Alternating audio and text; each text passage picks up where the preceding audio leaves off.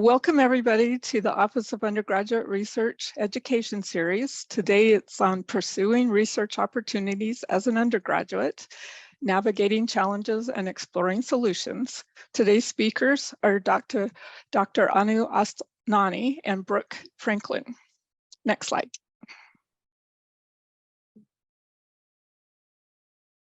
Today is a virtual event and it is being recorded. So we ask everyone to mute yourself and turn off your camera for the best experience. If you have questions, please use the chat feature or you can unmute yourself when invited by the speakers. Next slide.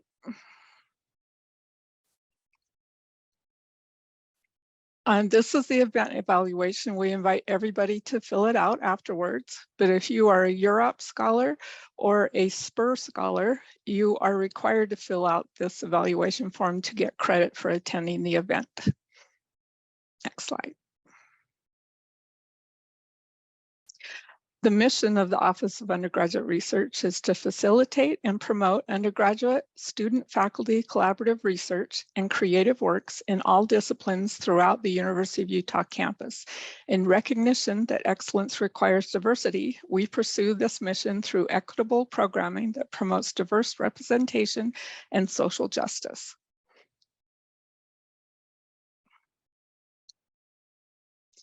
We would like to acknowledge that this land, which is named for the Ute tribe, is the traditional and ancestral homeland of the Shoshone, Paiute, Goshute, and Ute tribes. The University of Utah recognizes and respects the enduring relationship that exists between many indigenous peoples and their traditional homelands. We respect the sovereign relationship between tribes, states, and the federal government, and we affirm the University of Utah's commitment to a partnership with Native nations and urban Indian communities through research, education, and community outreach activities. And now I'm going to allow our speakers to introduce themselves. Thank you so much, Shelly. Thank you for having us here, everyone, and thanks for joining us. So I'm gonna just briefly introduce myself, and then I'm gonna let Brooke introduce herself, and then we'll get started talking about the topic at hand today is how do you get started on this research experience trajectory, and what are some of the challenges we run into, and what do we do about it? So I am, as Shelly said, Anu Asnaani. I'm a faculty member here in the Department of Psychology at the University of Utah. And I've been here about 4 years now. Before that, I was an assistant professor at the University of Pennsylvania in Philadelphia, Pennsylvania, where I worked in a specialty OCD, anxiety, and PTSD clinic. So I'm by profession a trained clinical psychologist, and I'm a clinical scientist, meaning that I do a lot of my research work in the clinical psychology field. And just so that we kind of see where I came from to get here, and then I'm happy to answer more questions. I did my undergraduate in my bachelor's of science in psychology, and I was pre-med at the time because I was unclear what I was going to go into for graduate school. We can talk about that as well, at Brown University in Providence, Rhode Island. And then I decided to pursue my PhD in clinical psychology. I worked as a post-bac RA at the University of the Hospital of Rhode Island Hospital, which was affiliated with Brown University in Rhode Island, and then got into graduate school and at Boston University for clinical psychology, where I was for 5 years. Then we had to do a clinical internship as part of our particular degree. We do a 1-year residency, basically, where we have to match, very similar to the medical style of schooling. And I matched at Brown again. So I popped back down to Providence before I got my first faculty position at UPenn.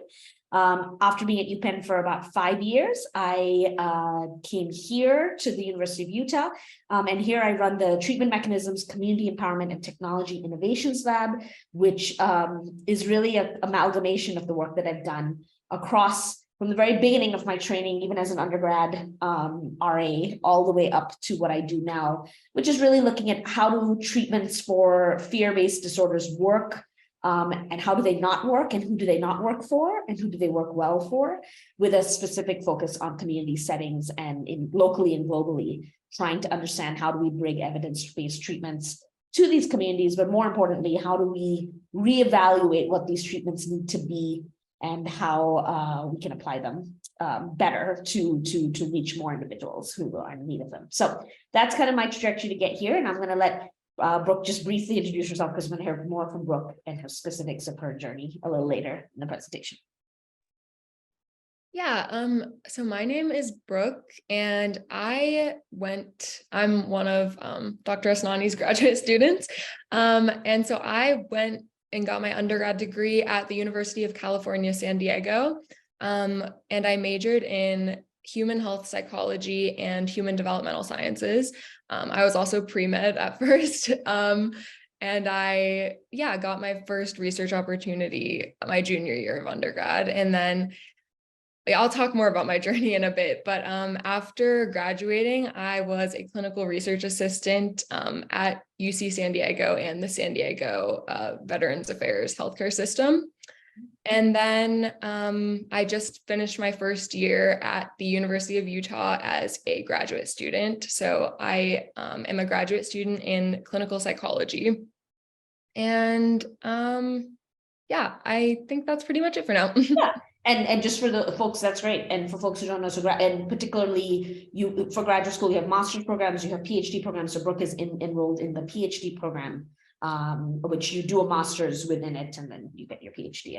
I know we have lots of different folks here. So actually, leading to that, before we jump in to our strategies and talking about things, I know that we have a lot of folks here from different disciplines, and I think it would be helpful for us to hear if you're able to drop in the chat either one, and you can do both in one message, either what major you are, so that we get a sense of the scope, and or if you are thinking or not sure, but thinking about what type of graduate school you want to go to, whether that's a master's in public health or a PhD in sociology or a medical school, whatever you're kind of thinking about where research becomes relevant for you and you're thinking through,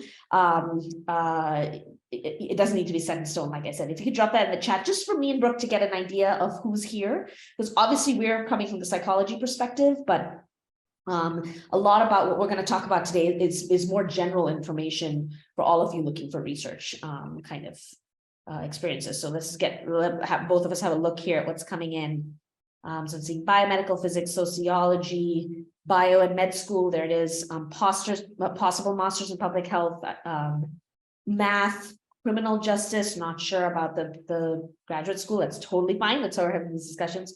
Pre-nursing, minors in psych and management, physics, maybe a PhD in physics, med school, masters in political science or law school. Great. That's political analytics or law school. Biomedical engineering, physics, chemistry, maybe a PhD, political science, law school. Great. Medical physics and PhD in neuroscience, PhD in epigenetics, molecular and cell bio. Great. Great. BFA theater, minor modern dance, hoping to pursue an MFA in directing. Great. That's great. Variety here. Planetary science, that's not cheap. Computational physics, we have some psych majors, bio, mechy, some specifics within psychology like child clinical. All right. PhD in history or art history. Awesome. Or PT, physical education. All right. Thanks, you guys. You can keep them coming just so we get to know who you guys are. But that's helpful. So we are really seeing masters in healthcare administration. Great, that's different as well. PA school, grad PA school, clinical psychology postgrad. Awesome. So we and just not sure there's of what to do with computer science, but there are lots of ways you can go with that. So that's excellent. Thank you, everyone. Just being able to get a sense of where you're all at. One other thing, let me maybe do this one slightly differently so you don't have to put it in the chat. If you can use your reaction button, and I'm going to ask you to put like a thumbs up or any reaction button so I can get a sense of what years you guys are. How many people here are rising seniors, as in you're going to be a senior this fall? Put a just so I can get a sense. Cool. I could have done this by poll too, but I just wanted to, okay, cool, okay. And let's let that offset for a second. Let's make sure it all offsets because that's the only problem with Zoom. as it keeps it up. All right. And then let's wait for a second. Okay, that question's over. The next question is, who here is a rising junior, as in you've just finished your sophomore year and you're about to enter your junior year? Okay, so we have a lot of seniors. We have some juniors too. That's great. I like some of the creative reactions. That's why I let you guys choose whatever you like is fine for me. Okay. All right. All right, so let's get those hands down. And just so that we don't miss anybody, who here just finished their freshman year and is a rising sophomore? Nice. Nice. Okay. Good. We have a good handful of you guys. Okay, that's just helpful for me and Brooke to know as we talk about when things kind of happen in this whole system. So we can get those hands down. That's perfect. So let's jump into a few things. Now we kind of know who we all are, and let's talk a little bit, but it's good to have the context of which people are coming from and where you all are at. We're going to try to talk in generalities and from there. So if you have your hand down, we can put that down. So let's talk about a few things first. So first, just how do you find research opportunities as an undergraduate? What's the timing? What's the process? And then why do it, right? Some of you are unclear of even what type of graduate school, you're not sure what you need, that sort of thing. We can talk through it, and feel free to drop questions in the chat. We're going to try to keep questions for near the end, but if there's something pressing that or something that's relevant to what we're saying right now, we'll try to answer it in real time. Otherwise, we'll be collating those and making sure we come to them at the end, just so we can get through everything in our short time today. So, typically, I'm going to say this, normally your timing is that after you finish your sophomore year, so sometime in your junior year, or you finish your junior year sometime in your senior year, you're getting that research. We're going to talk about the pros and cons a little bit about that. The earlier you start, the more idea you get of getting a variety of research experiences and maybe figuring out what type of graduate school you want to do earlier, right? Because research all sounds great until we get our hands dirty into it. We don't really know how we feel about it and how we actually enjoy that. That's particularly true in some of these applied sciences or applied social sciences, where things sound really good, but what you're really interested in is maybe practical or applied parts of it, and vice versa. Maybe you don't like the applied parts at all, and you really just love the research process. So kind of this is exactly the time. And those of you who are rising sophomores, you're in a great spot. But everyone here is in a great spot because you're right at the right time to be thinking about this if you haven't done it before, or to make sure you're pursuing it. The general process, right, is, and this is true regardless of kind of where you're at, what major you're in. The first place to start is the easiest place for you to get a research experience is in the university you're enrolled at. That's just what it is. You can find one in other places. I've had students go away for the summer and want to find stuff locally, and the process will be very similar. But in general, your own university that's part of your education. Part of why you're coming here is that we can give you some of those experiences. So we, even as a professor, when I get a ton of RA requests, which I do for my lab, undergrad RA requests, I will prioritize students who are here because that's part of the education, what they're getting here. And so just keeping that in mind. But scouring departmental websites and talking to classmates and professors and just hearing about where people have worked and where they're working, professors who have labs that you're interested in, maybe they don't have an opening, but it never hurts to ask, and they can then tell you about other places that where you can go. And scouring the departmental websites, like if you are connected to a couple of majors or at least one major, going to that and looking at what the faculty do, like what do they say? We all have to have faculty pages. What kind of research do we do? And what just strikes your fancy? What resonates with you? There's no right or wrong answer to that. You kind of look at it and go, that's interesting. Don't contact every single faculty member in a department. That's not only not useful and not effective, it's irritating to the faculty members because we want to have people who are interested in what we do. And importantly, you want to do something you're interested in doing. You don't want to just say, I just want to get in somewhere. So you don't have to be really, really narrow. You know, I feel like a good rule of thumb is think about 3 or 4 people doing stuff that you are, you know, even like somewhat interested in, that you could like kind of get more information on. Brooke reminded me about social media, and I was like, with some of these things when I wrote, you know, like how I did it years ago, we didn't have social media, but Twitter, a lot of folks will post, we're looking for an undergraduate RA, even here on Twitter, or like have other social media ways of getting that information across. So don't be afraid to figure that out. And then email folks, right? Email them with a CV, and I would say a tailored expression of interest. Right? So effective email to me that I get, dear Dr. Asnaani, I noticed that you're doing work with communities in Utah on anxiety and treatment adaptations. I think this work is so interesting. I don't actually have any experience in research so far, but I'm a rising junior, I'm a rising senior at the University of Utah, and I'm a psychology major, and I would love to just learn about whether there's a place for me to learn more from you. Perfectly fine. Don't need to get into, you're just not graduate school. You're just showing an interest. Not effective email. Dear Dr. Asnaani, your work looks cool. I'd like to work with you. Best. Tell me when I can start working with you. Best. Like that, those emails we get so many of those that they don't stick. And I'm making it sound much easier, but I actually do get a lot of emails just like that. Like, I'd like to work with you. And it's clear that it's generic.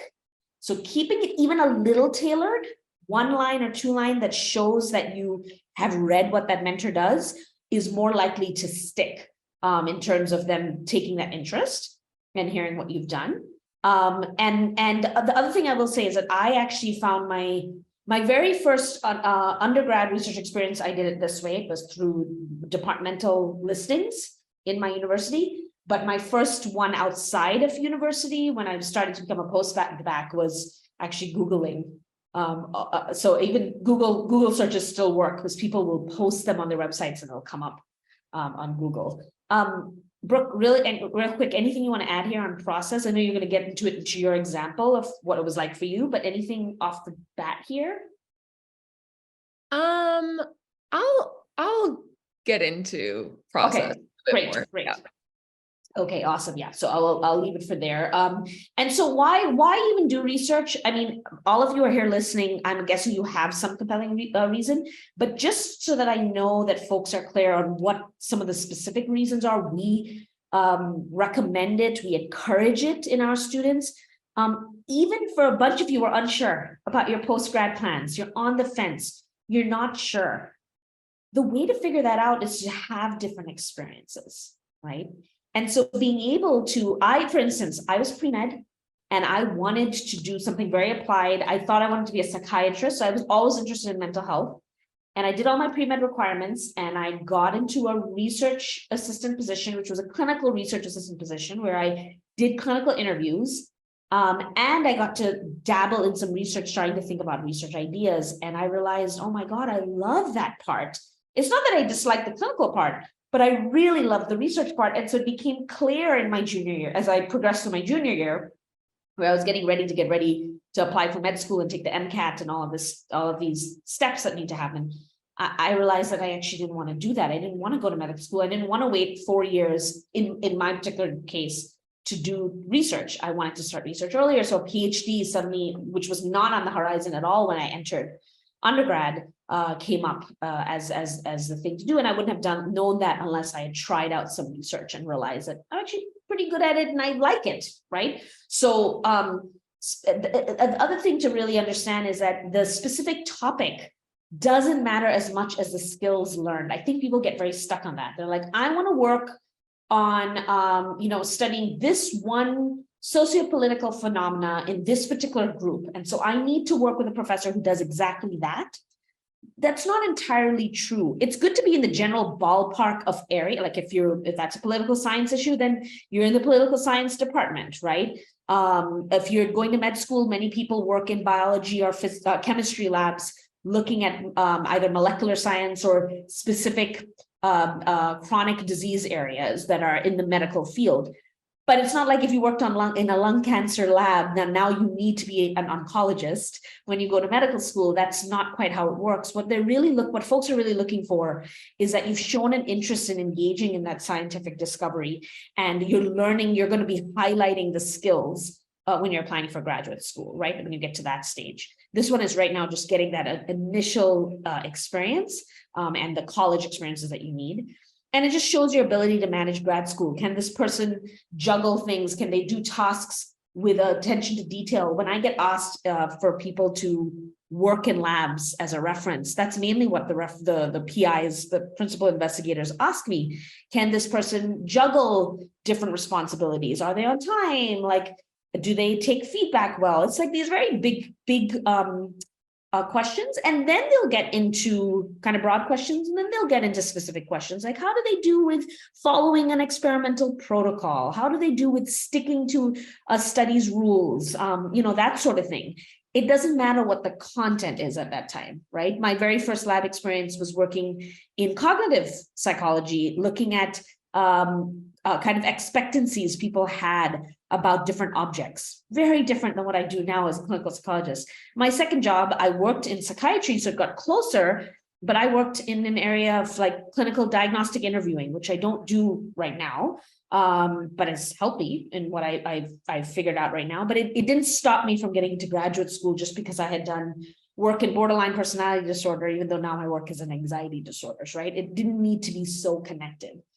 So those are kind of the big reasons to be thinking about research and getting some research experience, whether it's, can I work in your lab, 5 to 10 hours a week while I'm doing my coursework versus something like an all summer program that I know some of you are in. For those who don't know where to start, I feel like we'll talk about this as we more, and I'll get some questions from you guys about where you get stuck, but generally where to start is in the way that I've listed this out. Start with departmental websites and talking to your professors, your academic advisors. You might need a range of folks to kind of think of. I'm going to talk about some resources as well at the end of other places to start. But I know that can be the hardest of just, where do I start? I have no research experience, right? It's always easier, like Brooke said, to say I have this research experience and now I want to do more. But what if you're just even trying to get into that? I think owning it again and tailoring those emails and saying, I want to get some experience, what can be done. Again, as undergraduates, you're in a particularly helpful position that we expect that, because that's part of your training and your education in the university. Okay. So let me talk about some of the things that can go wrong or make this difficult. So let's ask this question first and drop in the chat anything that you have found to be barriers to the process. Like, what have you found difficult in trying to get started, in trying to get research experiences while being an undergraduate? Just so that we can, and I'm going to list out some of those common challenges, but what have been things that you feel, this is what gets in the way? This all sounds great. I've been told, maybe told this before, or, this is a fine process to follow, but this is what actually prevents me from landing that first research experience or second or third research experience. So great. Edwell says, great. Creating a good research question. Paulina says, finding summer programs that directly specific skills for graduate school. Great. Sophia says, trying to narrow down a wide field with lots of information to something more specific to fit a hypothesis or a question. I found it a little dusty reading complex research papers when I just started. Siddharth said, yes, it's not the most thrilling all the time. And again, I think that's related to finding what you're actually interested in.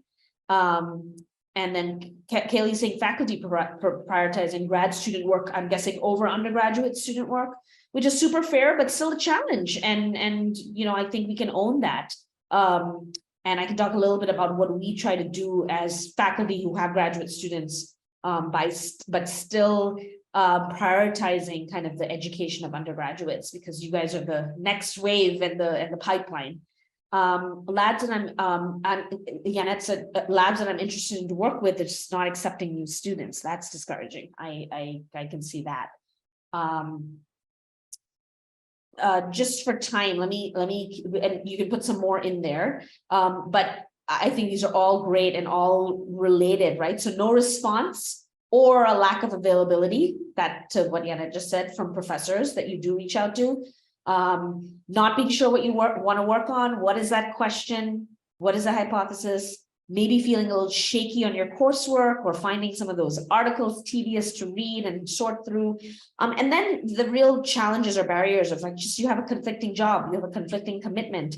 I know it was a challenge for me because I didn't have a lot of support when I was in undergraduate, just from my family, in terms of, they were able to send me to college, for which I was very grateful, but there was not a lot of financial support otherwise. So I needed to work a paying job. And often the labs don't immediately have the paying job. So I was working as a person in the kitchens in my university, and then as a library shelver for almost the entire time I was there, to earn an income. And so if that's taking already the time, and not to mention those of you who may have families and things like that, there's a lot of things that get in the way in being able to get some of those experiences, particularly because some of the your very first research experiences might be unpaid. We're going to talk about how to try to get them to be paid and things like that. But these are real challenges, right? And I'm going to guess some of the things that it brings up, I kind of allude to it here on the side, that it probably brings up frustration, feeling discouraged, feeling even, rejected or stuck, that you're getting this undergraduate degree, you want to maybe go to graduate school, but you're not able to get the experiences that get you there. I think that those are all very reasonable. And I just wanted if it wasn't clear, you're not alone if being frustrated by that process. A lot of our experiences and stories have been marred with a lot of rejection or similar feelings to get to places, whether that's getting that first research experience, whether it's trying to get into graduate school, whether it's trying to get your first job. All of those things kind of come up again and again. So I do want to validate that's a tough position to be in. So we're going to talk about some solutions and strategies. But before we do that, I feel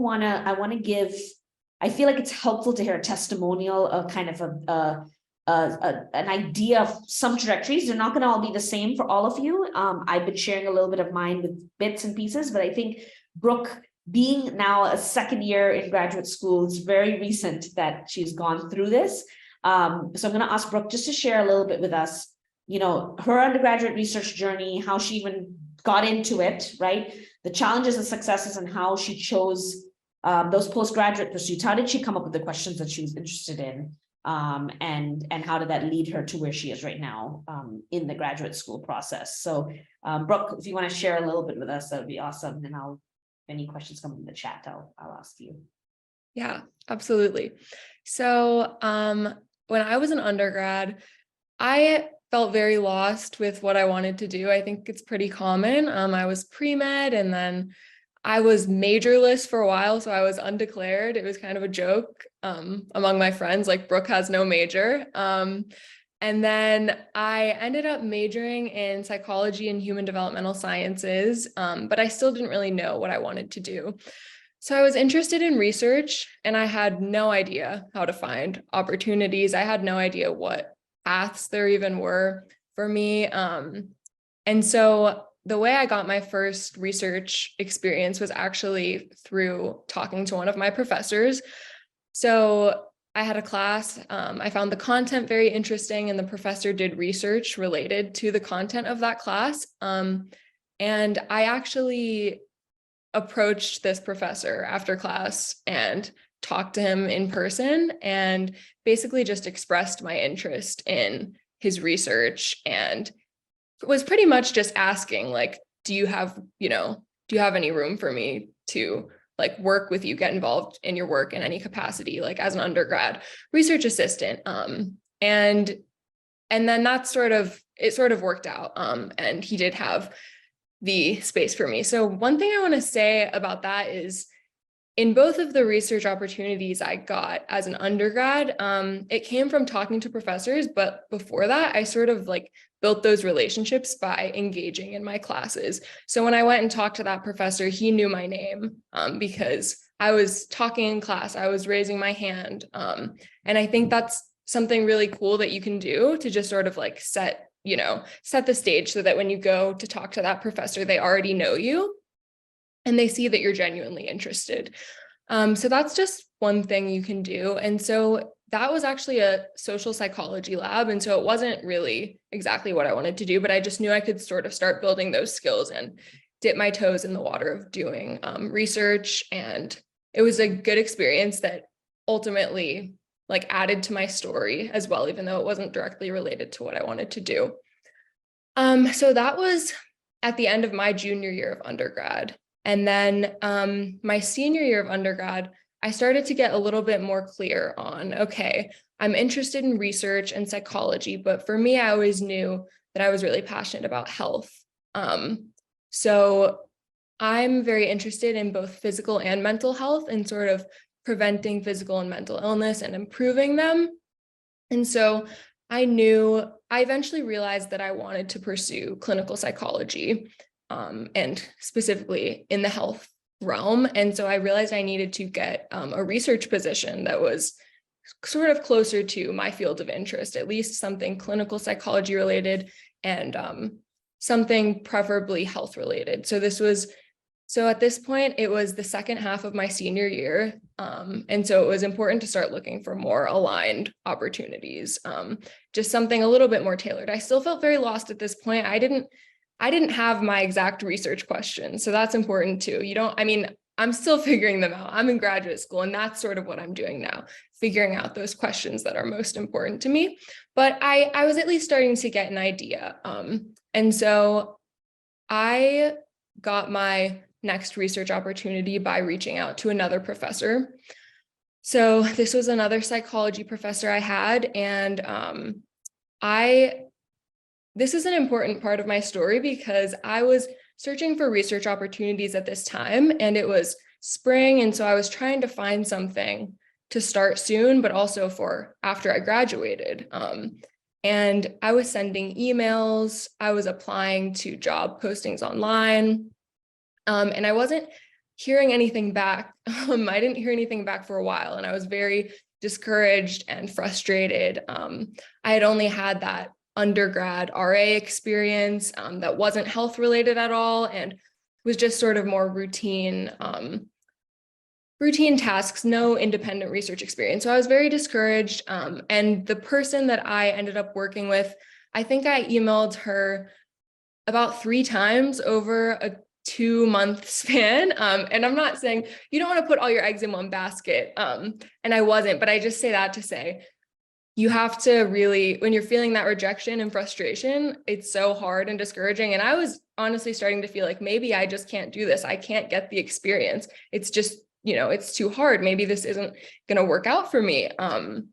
But, persisting and sort of pushing and getting that experience was really beneficial and was the only way. If I would have given up, I would have never gotten here. So another important thing is that I was reaching out to this professor to ask about getting involved in her research, but I was also in a position where I had to do sort of a senior research paper project type thing, sort of like an honors thesis, but different at my undergrad university. And so I needed a sort of like mentor or faculty member for that. So I was actually also asking her to be that person for me.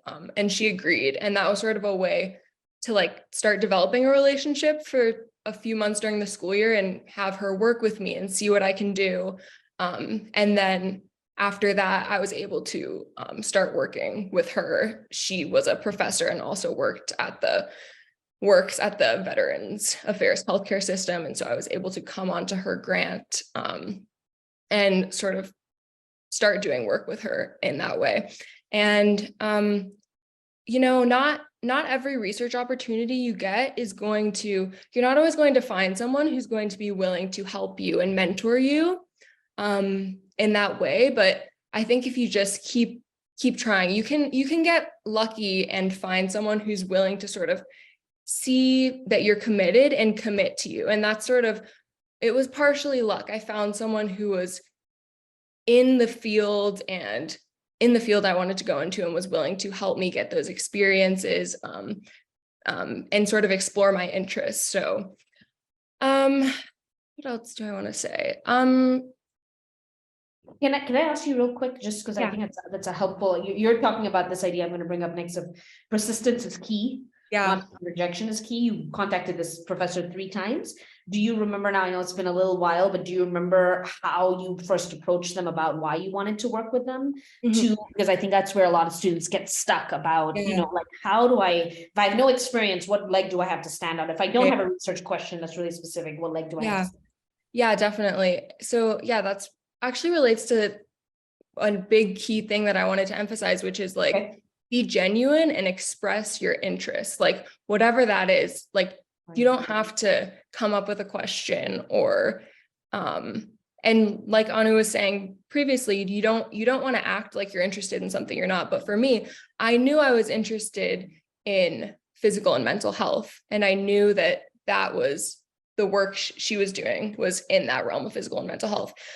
So I basically, I had actually gone to her office hours near the end of the previous semester and expressed that interest to her. So she already knew that I had that interest, and there was nothing much more than that. I didn't express any specific research question of interest. I expressed that I was interested in pursuing research opportunities with the goal of applying to clinical psychology PhD programs. And, you know, these professors, they've also been on this path, you know, so I think it's important to remember too, that they're not these scary people who are just, I mean, sometimes they're kind of in another world, but they know they started somewhere too. So just start, even when you feel like you're starting with nothing, you just have to start. That's a huge thing for me too, is this idea of just starting. I know everyone's different, but for me, for my whole first half of undergrad, I wasn't someone who spoke much in class. I never went to office hours,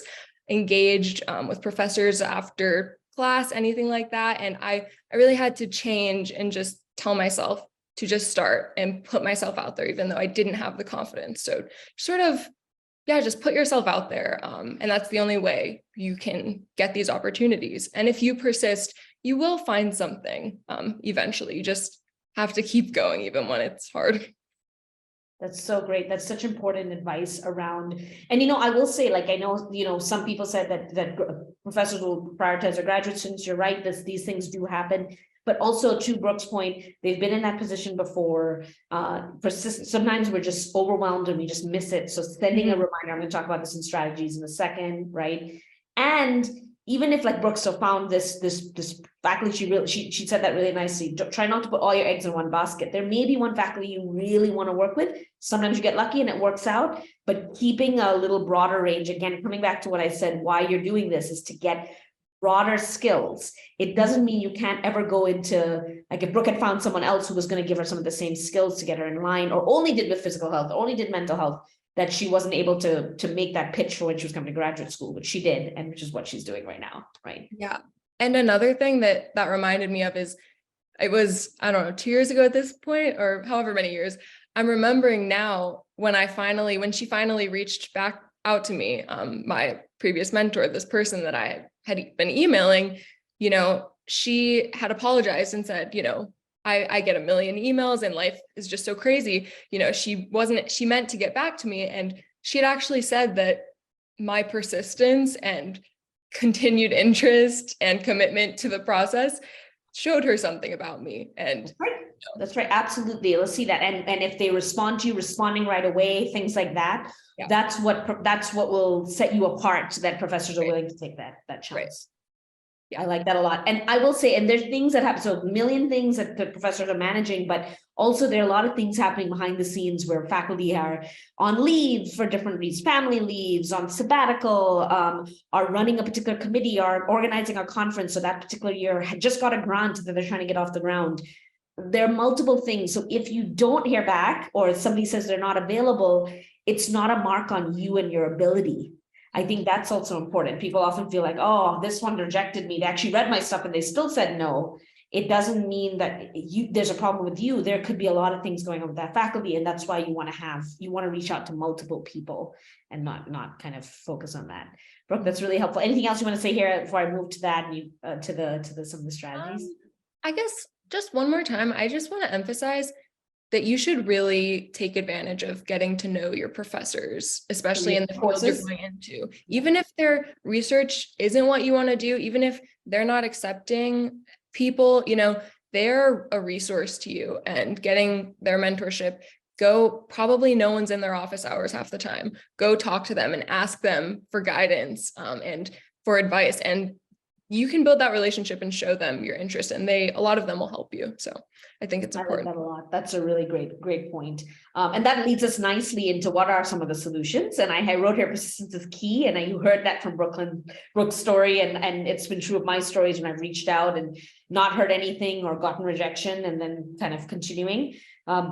And, you know, so I think just for the time, but I want you to be thinking about what, for those of you who have been able to land, what were successful ways to obtain those positions or experiences, and keep thinking about how to apply them as you keep moving forward. But let's talk a couple of specific strategies. And so we've already mentioned a few of these, and we'll share these slides so you'll see them. But you know, email a range of professors and set a reminder for yourself after a week or two. And I think, you know, like it doesn't need to be like do like a week or two and then wait another 2 weeks, that sort of thing. You know, don't be too persistent, because I might just be like, you're like hounding me right now. But I think getting a reminder and not saying like, why haven't you responded to my email? Just saying, hey, Dr. So-and-so, I know things must be incredibly busy for you right now. You know, just wanted to check in if you had any information on this. If the professor, check the professor's website, they may already write where you should be sending inquiries to. This is the same thing like what Brooke just said. They're looking for other qualities. So a student who knows how to follow directions is already, this is the way you can exemplify that even if you have no research experience. If my away message says, do not send me inquiries, send it to this email, and you still email me, that's going to put me off, because I'm going to be like, they're not able to follow those directions. So what are they going to do in my lab? Right? So checking the faculty web pages to see if they say that, or if you get a bounce back message, following the instructions on that and what they ask for can just set you apart and just give you a better shot in this numbers game of getting noticed and noticing when you're sending those emails, right? So pick the right times to email. That's not in the middle of finals. You're not going to hear easily, not in the holidays.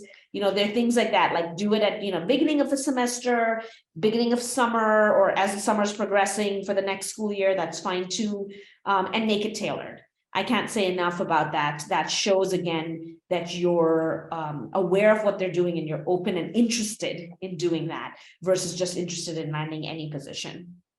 To the question, a challenge a few of you brought up about having a specific hypothesis or research question, like Brooke just said, she's just figuring that out.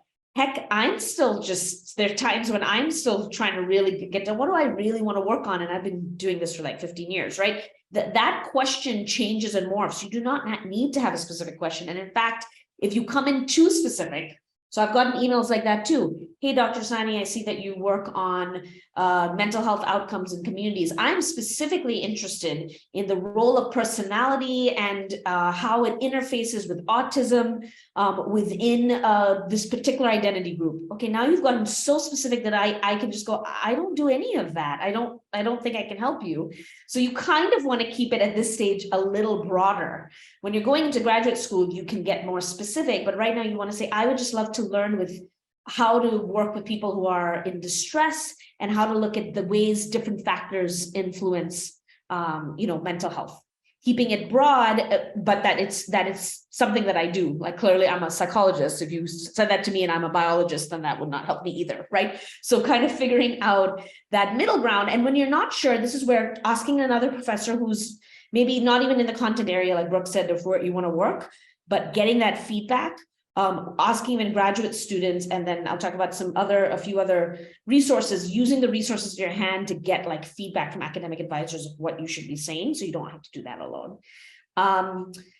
Think about in-department and also think about related fields. Some of you mentioned multiple majors. That's already great. So you have multiple ones to look at. But those of you who are like, I'm in biology, but maybe within biology, there are subsections, or in the medical school, there are biological labs that are not in the Department of Biology here that might be doing work. So my first big RA-ship was in Department of Psychiatry, not in psychology, even though I wanted to go into psychology. So keep your mind open to kind of related departments. If you're looking in psychology here and nobody has openings, look at educational psychology, or look at counseling psychology, or look at social work, right? Within poli-sci, there might be other areas and sub-departments, or even some of the schools that are doing political science related work. And this is, again, when you canvass some of your professors, you might find out many of us have multiple affiliations in multiple departments, and are doing that work through other places. So really keeping it, casting a broad net, particularly if people are not responding to you, so that you have, 4 to 6 people you're reaching out to, with some tailoring in your emails. Apply for funded positions. So to get at that issue of I can't earn, this is where OUR comes a lot into play, where Europe comes a lot into play. Looking for, when you look on Twitter or on social media, or even on the job postings here within the university, they have, many of them are funded positions in different ways. And so look out for those ones and be flexible with what, the content area that you want to do. Or then like I said, I have a lot of students who work funded jobs so that they can pay for that, and then make that clear to your professor that at least get started with, I can give 5 to 7 hours a week. Is that acceptable? Because I do have to work elsewhere, show your ability, and then there might be funded things that open up in that lab that they can kind of provide you, so that you can increase your number of hours of what you do there. And so talking to your academic advisors and professors, like Brooke said, from your classes, people, I feel like, always get overwhelmed when we say the way to do research and get through college and then to graduate school is networking, and networking scares a lot of people. They don't like that word, which I understand. Or it's just, I think part of why people don't like the word is because they don't really know what it entails. And networking is just talking to people and saying, I'm confused. I don't know what I want to do. I don't know what I want to do for grad school. What was your journey? Like what Brooke just shared, that is how I figured out what I wanted to do. I just asked a bunch of people what their journey was and how they got to where they got, to social work, to psychology, to psychiatry, all the stuff in my general field. And then I was able to see where it resonated and where I felt like it kind of fit me. Some overall tips and resources, just going to leave a few minutes for questions. So like I said, Office of Undergraduate Research, they have a ton of resources. Like, use what's here at your disposal, including the UROP program, which pays you to be able to do some of that research, so that because that is a real challenge, and I want to acknowledge that. The other thing is, here, even like here, we have honor societies for the different subject areas within the University of Utah, who hold, even if you're not in the honor society, they hold events. They allow you to join special interest groups that are looking at your particular area and an intersection, whether it's a special interest group here on campus, or it's a special interest group as part of an organization, like a scientific organization that is part of, like, you have the American Public Health Association, right? So that's big for folks who are in public health. They have similar stuff for all of them, for physics, for law, for biology, for all the things we've talked about. Psychology has a bunch with American Psychological Association, right? They all have student resources, and they have special interest groups, like for students typically, so that you can get more information that way, and then get connected a little bit nationally. So that, it's not just even things here at the University of Utah. There could be other things if you're open to doing that. And then importantly, you get connected to their listservs, or like their websites with specific student resources of like how to get to grad school, how to find research opportunities, and just how to get connected to people who are posting jobs around that. So, I think that's the main things that I wanted to be able to stay here. I want to be able to leave a few minutes for questions, but Shelly's already posted in the chat the website for the Office of Undergraduate Research, and has reposted this evaluation form, which here's the QR code for it as well. And here's some contact information. Also, like I said, here's the website, but also information about OUR. People like Brooke said, some of the best ways to start are thinking about some of these groups, and then specific professors that you feel like you have been interested in working with or learning from, even if they're not doing exactly what you do. And Dr. Fukushima also posted in the chat some of the summer programs. So there are a lot of resources here that I encourage folks to use and think about in this. And I think the big takeaway here, like Brooke said, that you just never know, and it's about persistence and figuring out, keeping yourself open and trying again. Something will come through, and then following through. So when a professor does responding in a timely manner, making sure that you get back at them and just kind of staying with it, because we know it can be discouraging, but the discouraging and challenging parts are more par for the course. They're not exceptions. They're what all of us have experienced who have made it to that stage. And I encourage all of you to just kind of keep with it and stay at it, even when it feels discouraging. So yeah, if there are questions. And so yeah, Annie, did you have something you wanted to add, or? I actually just wanted to ask a question because many of our students are participating in research right now. I would say probably 95% of these students are doing research. So what are some of the recommendations that you might offer for if they're experiencing stress while they're currently doing research? Are there resources? Are there like some skills, simple skills they might want to turn to or, think about to support themselves? As many of them are actually doing like full-time research this summer. So. That's right. No, great questions here too. And I'm happy to talk about that in our time here to think about it is overwhelming to kind of enter that frame. It's so different. And just being able to juggle and meet the expectations of what your mentors or the folks that you're working with have. There are a number of resources on campus, unfortunately not during the summer. Some of them are not on during the summer, like the UCC Undergraduate Counseling Center has, mindfulness workshops and meditation, kind of stress relieving workshops that you can use. But what I find to be particularly helpful is two main things, I would say, like thinking about undergraduates who have worked with me.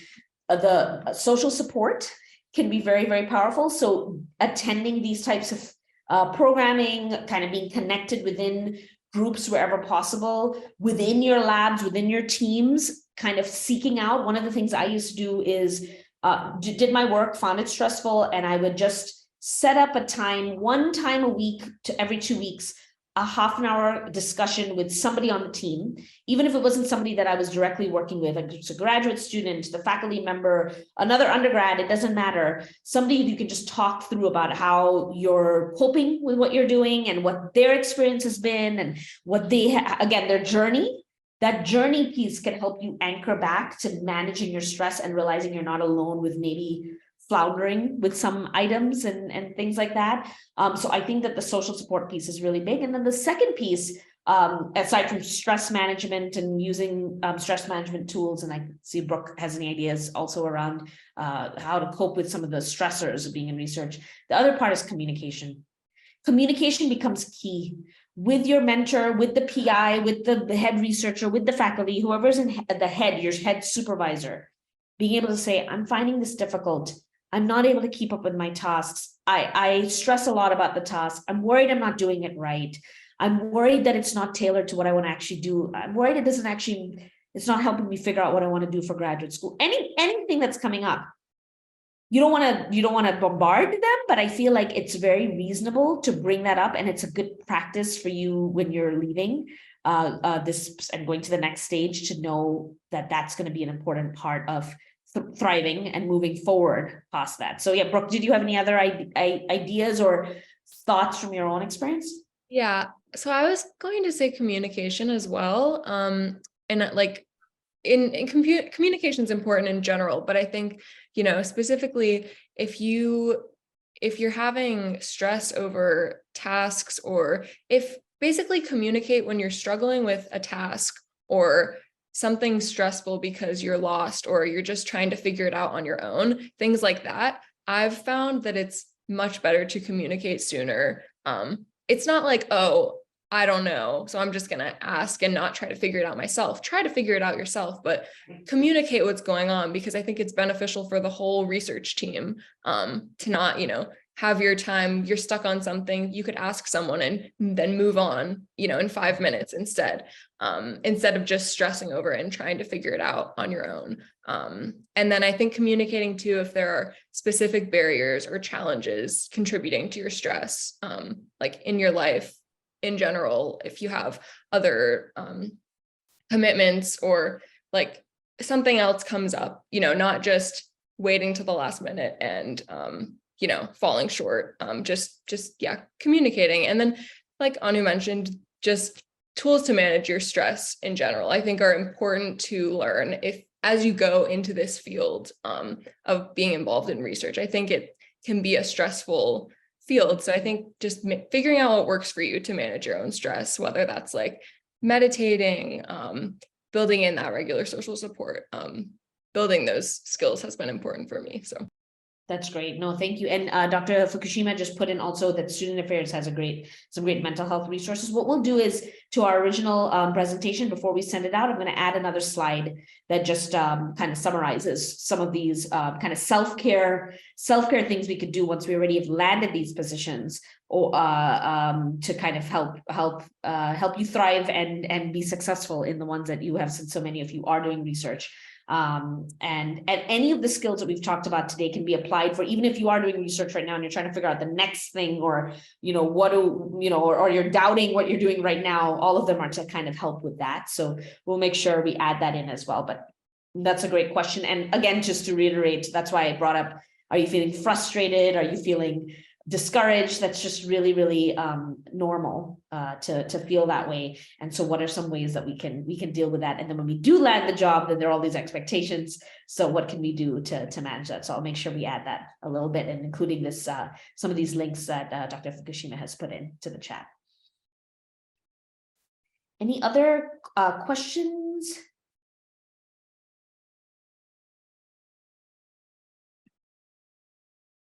We'll be sending these slides around so that you can get those, and please do fill out that evaluation. Shelly just dropped it in the chat again. It helps us figure out what's helpful, what else is needed from some of the resources we shared. And thank you all for sharing your experiences and the challenges and the areas you're hoping to go into.